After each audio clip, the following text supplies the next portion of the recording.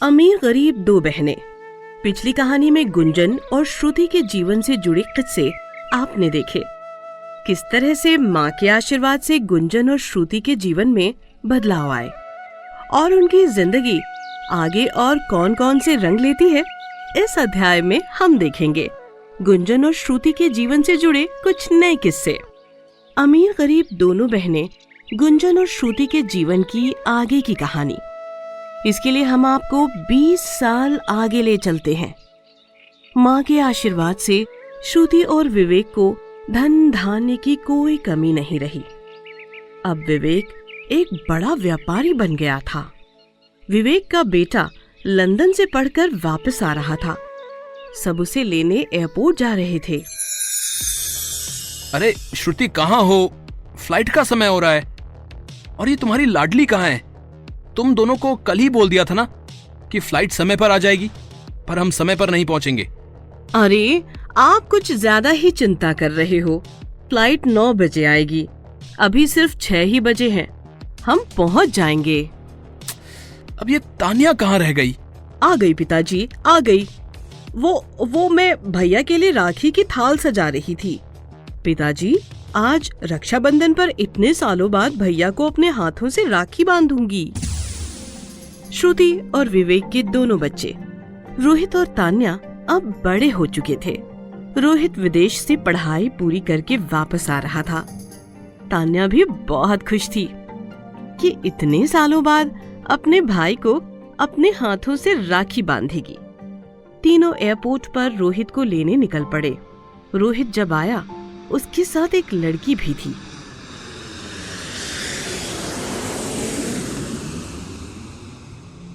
श्रुति विवेक से बोली, अजी, ये रोहित के साथ लड़की कौन है? पता नहीं, आने तो दो, पहले पता चल जाएगा। प्रणाम माँ। प्रणाम पिताजी। खुश रहो बेटा। जीते रहो बेटा। रोहित, ये तुम्हारे साथ कौन है? माँ, ये सुप्रिया है। लंदन में मेरे साथ ही पढ़ती थी। अब पढ़ाई पूरी हो चुकी है तो इंडिया घूमने के लिए मेरे साथ आई है। सुप्रिया को अपना बिजनेस भी करना है, तो वो सोच रही है कि यहाँ कोई जमीन मिल जाए। सुप्रिया श्रुति और विवेक के पैर छूती है और फिर घर पहुंचने पर तान्या रोहित को राखी बांधते हुए कहती है, माँ, मोहन भैया अभी तक नहीं आए राखी बंधवाने। उन्हें पता है मैं अपने दोनों भाइयों को एक साथ ही राखी बांधूंगी। हर साल वही राखी बंधवाकर रोहित भैया की कमी को पूरा करते रहे हैं। आज रोहित भैया भी है, पर मोहन भैया अभी तक कहाँ हैं? श्रुति की बड़ी बहन गुंजन का बेटा मोहन, जो कि एक कंपनी में नौकरी करता था। मोहन अपने पिता मनोज के पैसे और नाम का कभी फायदा नहीं उठाता था। मोहन खुद एक कंपनी में नौकरी करके पैसे कमाता था। उसकी ये आदत सबको पसंद थी। तान्या मोहन का नाम ले ही रही होती है, मोहन आ जाता है और कहता है, ऐसा कैसे हो सकता है? आज के दिन अपनी बहन से राखी बंधवाने में देर हो जाए। चल जल्दी से राखी बांध दे। मोहन और रोहित गले मिलते हैं और एक साथ राखी बंधवाते हैं। रोहित मोहन को सुप्रिया से मिलवाता है। मोहन सुप्रिया को बताता है कि जिस कंपनी में वो नौकरी करता है, वो वहाँ बात करेगा। सुप्रिया को सस्ते और टिकाऊ दामों पर जमीन मिल जाएगी। सुप्रिया को भी मोहन से मिलकर बहुत खुशी होती है। सुप्रिया और मोहन बातें करते हुए हंसने लगते हैं। ये देखकर रोहित के मन में थोड़ी ईर्ष्या की भावना पैदा होती है। मोहन सुप्रिया को अगले दिन अपने ऑफिस ले जाने के लिए आता है। हेलो सुप्रिया, तुम तैयार हो ना? मैंने ऑफिस में बात कर ली है। 1-2 जमीन नजर में है। हाँ, मैं तैयार हूँ, बस तुम्हारा ही इंतजार कर रही थी। सुप्रिया और मोहन दोनों चले जाते हैं।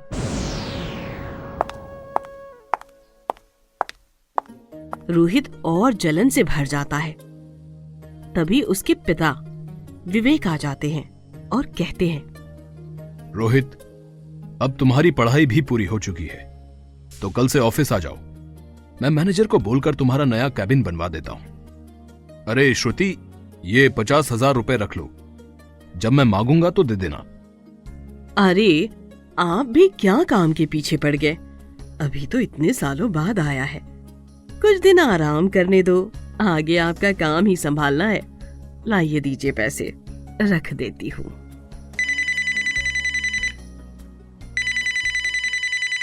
तभी रोहित का फोन बज जाता है। वो दूसरे कमरे में किसी से फोन पर बात करने चला जाता है। भाई माल चाहिए, वो भी मेरे मुताबिक। हाँ, मैं पैसे दे दूंगा, 1 हफ्ता रुको। रोहित कमरे से बाहर आता है। उसकी माँ श्रुति अलमारी में पैसे रख रही होती है।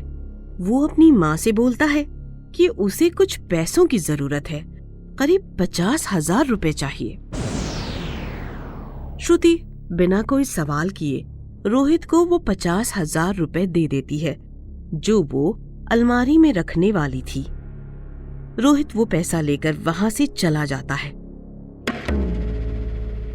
तभी सुप्रिया और मोहन आ जाते हैं। मोहन रोहित से पूछता है कि इतनी जल्दी में कहाँ जा रहे हो, पर रोहित कुछ भी जवाब दिए बिना ही चला जाता है। मोहन और सुप्रिया अच्छे दोस्त बन गए थे। धीरे धीरे मोहन और सुप्रिया में प्यार होने लगा था। मोहन सुप्रिया को अपनी माँ गुंजन और पिता मनोज से मिलवाने ले जाता है। ये देखकर कि सुप्रिया और मोहन की नजदीकियां बढ़ती ही जा रही हैं, रोहित गुस्से में आग बबूला हो गया। एक दिन रोहित जब फोन पर किसी से बात कर रहा था। हाँ भाई, मैं पैसों का इंतजाम कर रहा हूँ। 1-2 दिन तक मैं आपको माल के पूरे पैसे दे दूंगा, पर माल मुझे पूरा चाहिए। मैं थोड़ी देर में तुम्हारे पास पहुंच रहा हूँ। रोहित को बात करते देख सुप्रिया सुन लेती है। वो रोहित से पूछती है कि ये कौन से माल की बात हो रही है। रोहित सुप्रिया की बात का कोई जवाब नहीं देता और वहां से चला जाता है। रोहित सीधा वहीं जाता है जहां वो फोन पर बात कर रहा होता है। कुछ गुंडे वहां बैठे होते हैं। रोहित उनसे बात करता है। माल के पैसे तुम्हें मिल जाएंगे, पर तुम्हें मेरा एक काम और करना है। इसके मैं तुम्हें दुगने पैसे दूंगा। इस फोटो को ध्यान से देख लो। तुम्हें इसकी पिटाई करनी है, पर आराम से, इससे जान का कोई नुकसान ना हो, बस अक्ल सीधी हो जाए।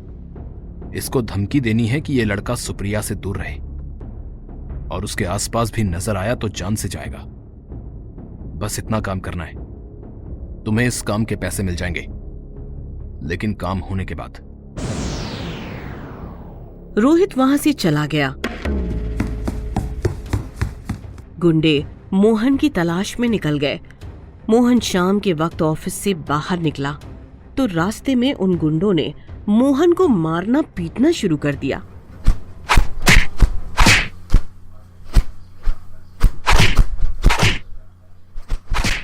मोहन पूछता रहा कि उसे क्यों मारा जा रहा है। गुंडे बोले कि सुप्रिया से दूर रहे। अगर वो सुप्रिया के आस पास भी नजर आया तो जान से हाथ धो बैठेगा। इससे पहले कि मोहन कुछ समझ पाता, गुंडे वहां से चले गए। मोहन किसी तरह से उठकर घर तक पहुंचा। घर पर गुंजन और मनोज भी मौजूद थे। मोहन ने गाड़ी से टकराने का बहाना बना लिया। उसने सुप्रिया की कोई बात गुंजन और मनोज को नहीं बताई। जब मोहन कुछ दिनों तक सुप्रिया से मिलने नहीं पहुंचा तो सुप्रिया घबरा गई और मोहन से मिलने उसके घर पहुंची। मोहन ने उसे वहां से चले जाने को कहा। सुप्रिया रोती हुई वापस चली गई। जब सुप्रिया रोती हुई वापस आई, रोहित समझ गया कि उसकी चाल कामयाब हो गई है। पर रोहित ये भूल गया था कि जिस गुंडे का उसने सहारा लिया है वो पैसे मांगेंगे और पैसों का इंतजाम करना मुश्किल है। कुछ दिनों बाद विवेक ने श्रुति को बताया कि तान्या के रिश्ते की बात पक्की हो गई है और लड़के वाले इसी महीने शादी करना चाहते हैं। तो रोहित बैंक से सारे जेवर निकाल लाएगा, तुम साथ चली जाना। श्रुति और रोहित बैंक से जेवर निकालकर जब घर की ओर आते हैं, तभी वो गुंडे जिन्हें रोहित ने पैसे देने थे पकड़ लेते हैं और अपने अड्डे पर ले जाते हैं। वहां रोहित गुंडों को बोलता है कि वो पैसे दे देगा, उन दोनों को छोड़ दो। पर गुंडे रोहित और उसकी मां श्रुति को पकड़ कर रखते हैं। श्रुति रोहित से पूछती है कि ये लोग कौन से पैसे मांग रहे हैं। गुंडे रोहित की मां को सारी बात बता देते हैं। श्रुति रोहित पर बहुत शर्मिंदा होती है और बोलती है, काश हम गरीब ही रहते, ना तुम्हें ऐशो आराम की आदत पड़ती, ना ही तुम इन गलत हरकतों में पड़ते। तुमने गुंजन दीदी के बेटे मोहन को भी इन गुंडों से पिटवाया, सुप्रिया के साथ गलत व्यवहार किया। मुझे शर्मिंदगी है कि तुम मेरी औलाद हो। श्रुति उन्हीं मां को याद करती है जिन्होंने गरीबी के बुरे दिनों में श्रुति की सहायता की थी। जैसे ही श्रुति उनसे प्रार्थना करती है, तभी मोहन, सुप्रिया और विवेक पुलिस को लेकर वहां आ जाते हैं। पुलिस उन गुंडों को पकड़ लेती है। श्रुति विवेक से पूछती है, आप लोग कैसे पहुंचे यहाँ तक? सुप्रिया ही मुझे और मोहन को यहाँ तक लाई है। मोहन ने सुप्रिया को बता दिया था कि गुंडों ने मोहन को सुप्रिया से दूर रहने की धमकी दी है। इसने तुम्हारा पीछा किया और फिर हमें फोन किया। अपनी जान पर खेलकर सुप्रिया और मोहन तुम्हें बचाने आए। पुलिस को भी इन्होंने ही फोन किया। ये सब सुनकर रोहित की आंखों में शर्म थी। वो बहुत शर्मिंदगी महसूस कर रहा था।